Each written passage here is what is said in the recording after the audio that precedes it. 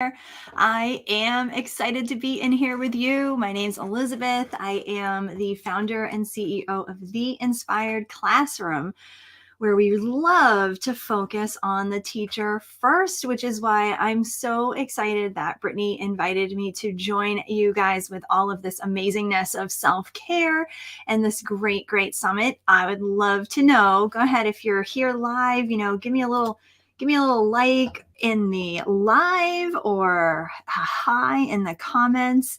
And I would absolutely just love to connect with you guys. So I see a couple people are in. Awesome. Give me a little like, and let me know where you're tuning in from. Now, I do realize, hello to Caroline, yay. I do realize that, we're just at the beginning of our day here, our day 2. And if you have started watching some of the presentations and the sessions inside of the frame that Brittany has for us, let me know. So my session, that rock solid way to defeat the daily teacher drain, we do talk about rocks and we talk about grounding. And I'd love to kind of revisit a couple of those topics and see where it can kind of take us too. So if you have some questions, please put them in the chat. And I'd love to take some questions too, because we're learning some really important stuff over these few days. So hello to Rose, excellent. Caroline in West Texas, excellent. All right. Now, inside my session, we talk about grounding and basically, giving ourselves a chance to really kind of take a moment, take a pause, take a breath, and get back to the present. And I hope that if you haven't already, I hope that you definitely get in there and do the exercise. It's a nice creative exercise to kind of get you to really think about some of these important things of why you kind of came into teaching in the first place. And it's important. Sometimes it can seem a little cliche, understanding, your why, your reasons for being a teacher in the first place, but those really are so important. So hopefully this unique way of looking at it is going to be something that can kind of give you a nice little jolt in a different direction. So for those of you who don't know me, my name's Elizabeth Peterson. I'm the host and the founder of The Inspired Classroom, and I would love for you guys to visit my website and check out what resources I do have for teachers. I am going into my 25th year, 25th year of teaching. I currently teach 3rd grade, and I've been hosting retreats and courses and workshops for teachers for 17 years now. And one thing that I think is so very important and really has been the driving force for all the professional development that comes out of the Inspired Classroom is that it needs to be teacher-centered. While our classrooms should be student-centered, our professional development needs to be teacher-centered, which is why I was thrilled to be part of this summit, because it is reeking of teacher-centered. So hopefully you will get so much out of this summit. And let me know what you've been watching so far. What are some of your favorite sessions? What have you been getting out of the summit so far? Hello, Rachel. Awesome. Yeah, we have a few more people in live. I can see the count is going up. Awesome. Give me a couple likes, couple loves. Let me know you're here and listening. All right. So one way that we get into finding what's going to drive in our creating of the grounding rocks, and I have mine here. I'll show it to you. You'll also see it in the presentation, but here are my grounding rocks, okay? And you're going to be led into creating your own. And what would be really cool is if you guys could even post a picture of yours when you're done inside of our group here for the summit. That would be really fun. But in order to get to the point where we can create our grounding rocks, we do some reflection. And even though we'll do that inside the session, I would love to hear from some of you right now, specifically about priorities. I think it's always a great idea to really consider our priorities. So if you could, in the chat, in the comments, I would love to know, what are some of your priorities? And they don't have to be in any order, okay? No judgment at all. Just what are some of the priorities that you consider for yourself? What just comes to mind? I would love to know. And as I'm waiting for some of those, I'll tell you a little bit about mine, but I see that Caroline is enjoying the lesson planning batching. Awesome. The simple systems automation. Yeah, that part of self-care is really, really key, right? The systems that we have inside of our classrooms. I think it's really a great thing for us to really consider how we conduct ourselves within our teaching realm, because that can really kind of streamline what we do to give us that extra time when we get home. Mental health. I love that, Rose. Yeah. And what I think is a beautiful thing that's coming out in the recent years is that teachers, professionals, kind of people in general are realizing how important mental health is and how it really does need to become a priority for ourselves if we're going to make it. Rachel is saying health, family and friends, and finances. That's fantastic. What a great little list you've got going so far, Rachel. Excellent. So, with the grounding, I wanted to just share and keep those priorities coming in. And if you have questions, by all means, but I wanted to share with you a fun activity that I did that I've been doing the last few years with my students in terms of grounding. So keeping in mind that grounding is something when you kind of feel like your brain is a little like this, or you're kind of feeling that sense of overwhelm, to give yourself an opportunity to really kind of just get in the present.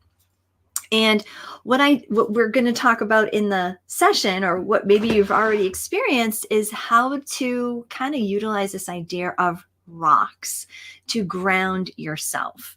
But I want to share with you a quick activity that I've done with my students over the past few years to help them to have a tool to ground themselves anytime throughout the day. You can also use it with rocks, by the way, but this is a really fun one.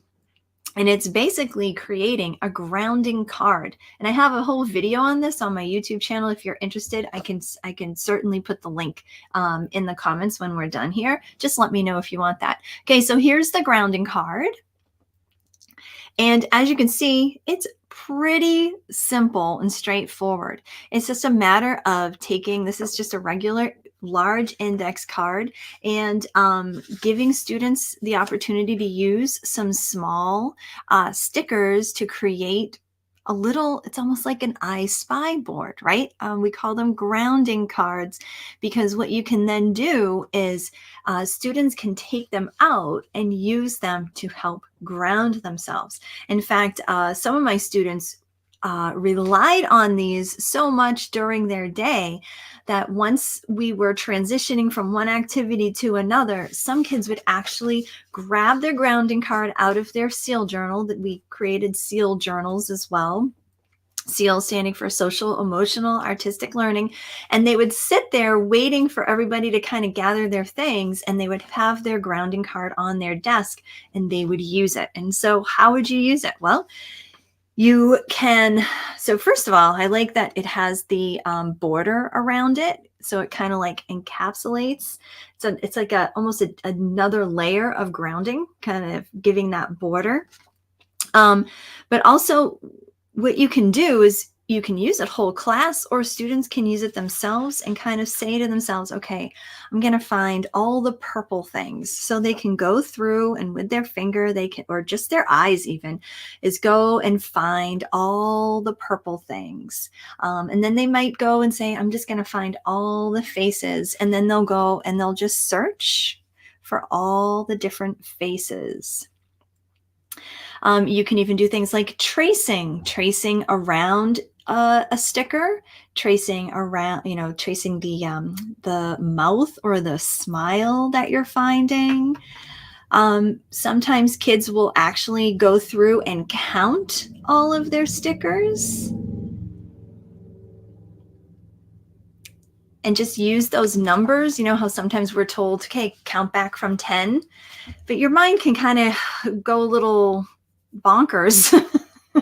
Sometimes, we're all wired differently. And this is just another way for students to, use numbers by counting the stickers that are on their cards. So try this out. Let me know what you think. Let me know what you think right now. Give me a comment. Do you think this is something so simple that you can do with your students? And, who doesn't like playing with stickers too?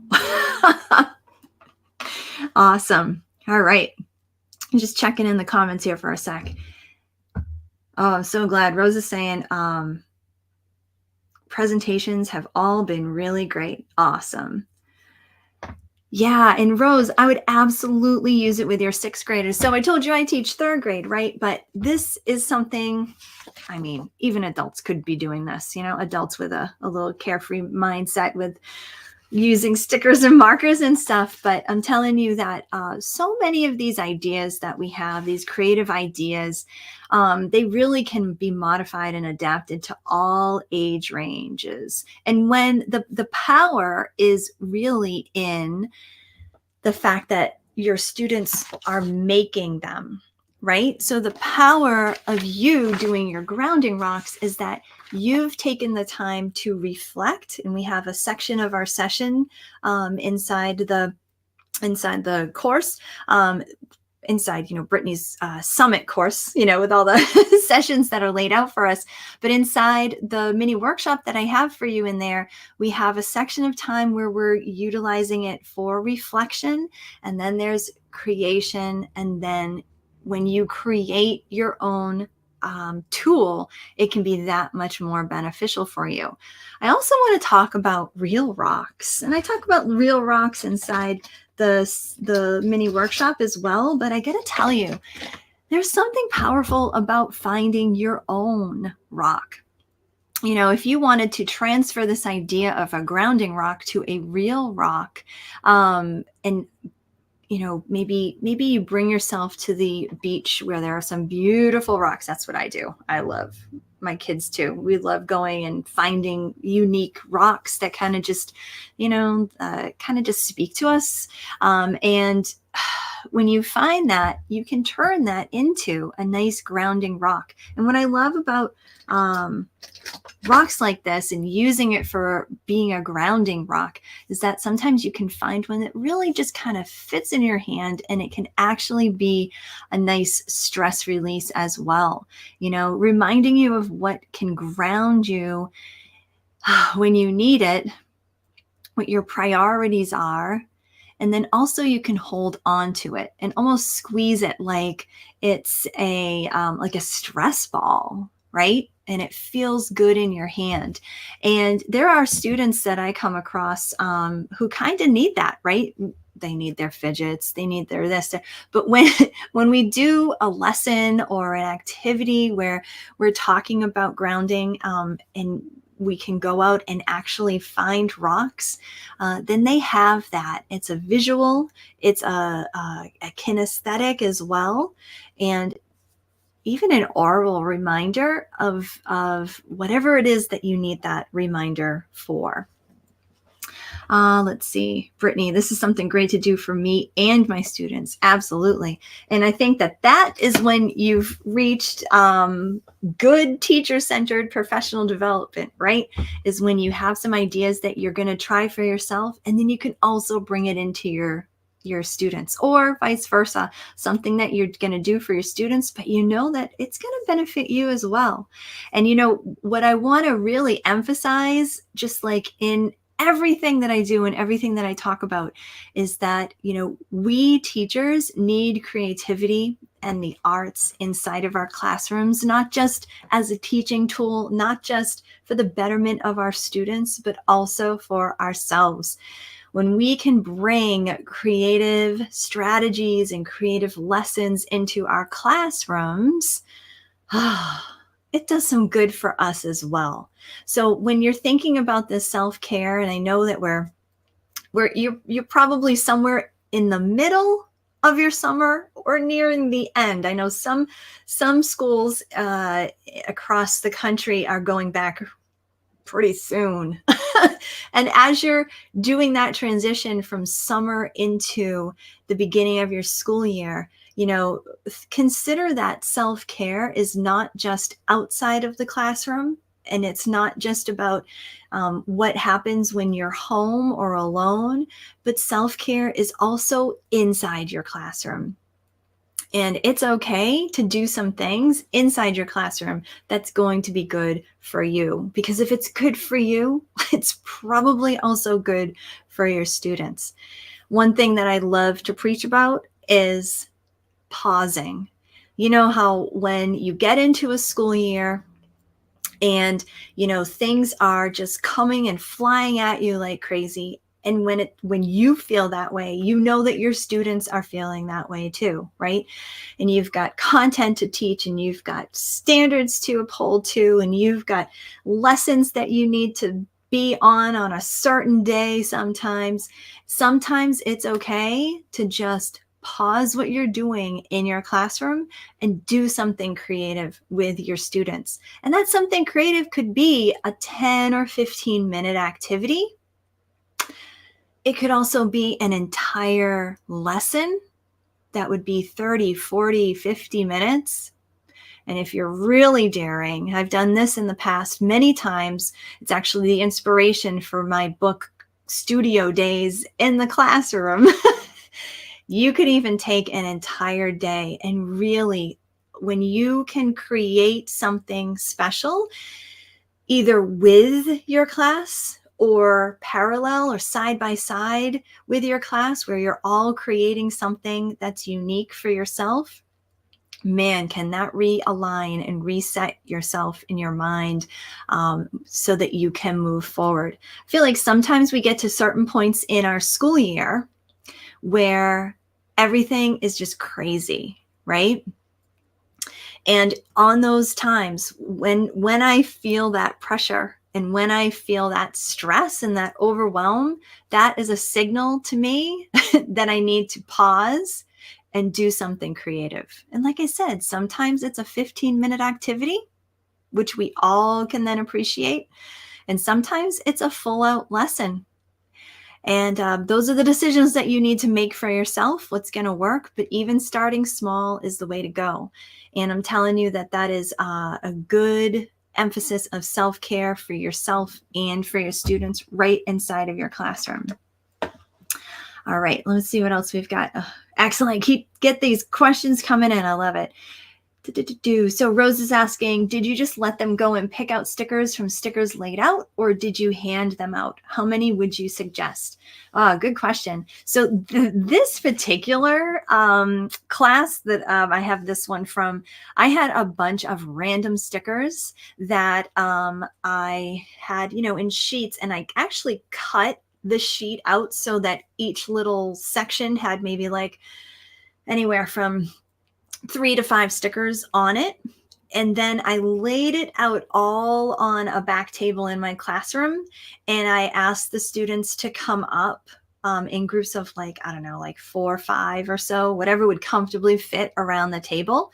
And they could pick out like 3 little pieces of stickers. So each little piece had like 3 to 5 stickers on it. And then they go and sit down. And then I'd call another group over. And then once all the class had gone through and picked out those stickers, I started again. And I asked them, you can pick a few more and a few more and a few more until they had a pretty good collection on their desk. So that's how I did that.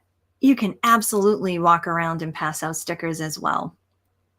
Whatever really works for you. And I guess it kind of also depends on what you have. So I had an array of like super random stickers.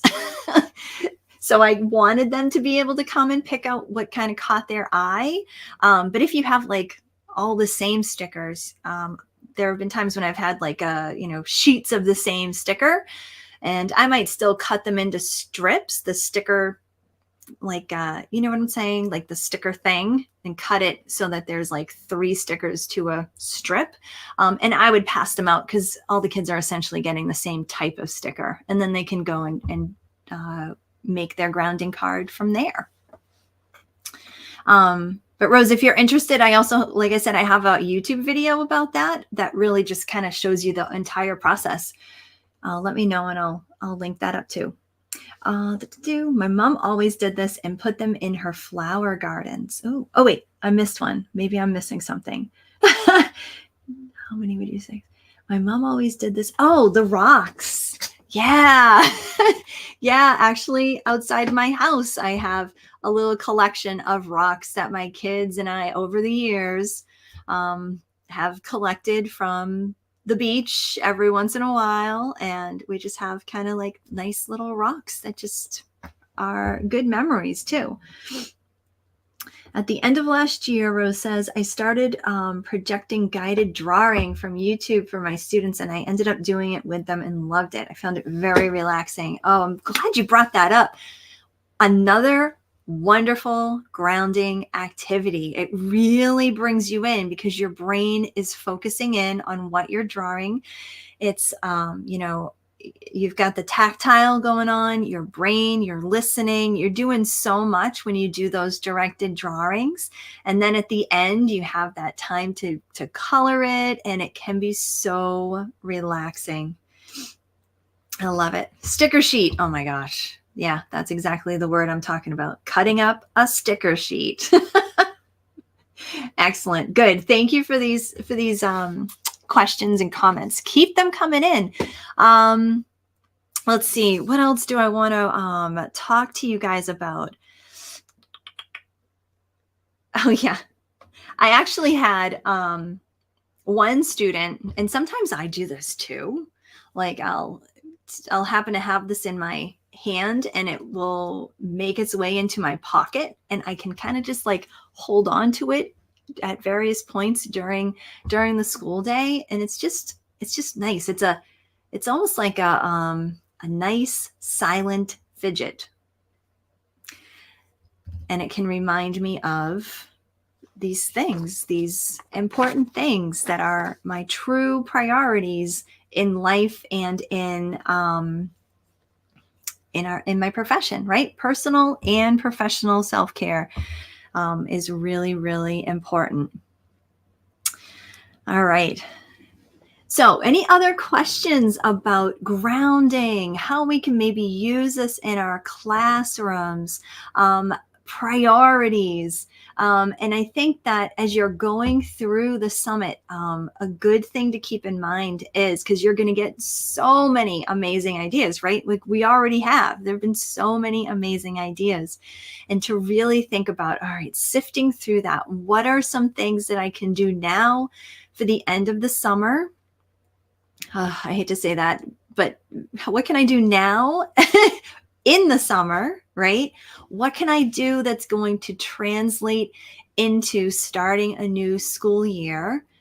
And then what is something that I can share with my students? Because when you can share this sense of peace and the idea of self-care with your students, then everybody can kind of be, can kind of be able to get to that place a little bit more.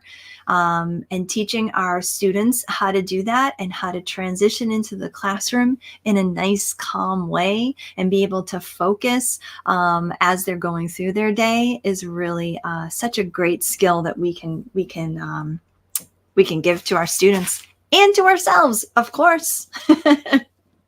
All right. Let me know in the comments, has anyone done the session, done the little mini workshop, and have already created your grounding rocks? Just give me a quick yes or a no. Let me know. I'm really curious if you've had a chance to do it yet. That might direct the rest of our time, which is running out too. I do want to mention that I do mention inside the session that I have a workshop that talks about bringing creativity into your classroom for social and emotional learning. And actually, I've updated that since then, and it is now a brand new webinar built for teachers, of course. And it's all about, yes, bringing creativity into the classroom, but how that can help diffuse students' big emotions.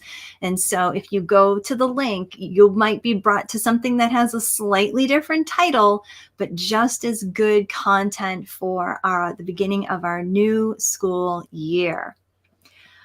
Oh, Caroline, that's awesome. Yes, but I drew my rocks on my notebook and I need to print out the handout. But you know what? Maybe you don't. I mean, you can, but I love that you drew it in your notebook, Caroline. And I think it would be really fun. I'm sure Brittany would love to see it too, to share the picture inside of our Summit Facebook group to see what you've come up with. I think that would be really, really fun. Excellent.